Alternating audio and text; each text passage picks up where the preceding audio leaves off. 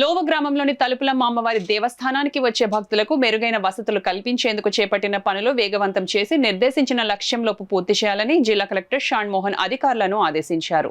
గురువారం జిల్లా కలెక్టర్ షాన్ మోహన్ తుని మండలం లోవ గ్రామంలో ఉన్న శ్రీ తలుపులమ్మ అమ్మవారి దేవస్థానంలో జరుగుతున్న పనులకు సంబంధిత అధికారులతో కలిసి పరిశీలించారు.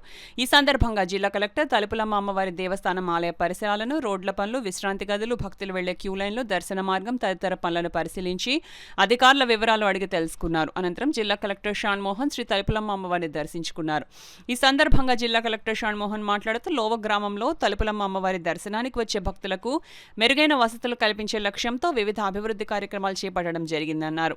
శ్రీ తలుపులమ్మ అమ్మవారి దేవస్థానం అభివృద్ధి పనుల పరిశీలన అనంతరం జిల్లా కలెక్టర్ ఆలయంలో కరూర్ వైశ్య బ్యాంక్ ఆధ్వర్యంలో ఏర్పాటు చేసిన నూతన కియాస్కోను జిల్లా కలెక్టర్ రిబ్బన్ కట్ చేసి లాంఛనంగా ప్రారంభించి తొలి విరాళం అందించారు.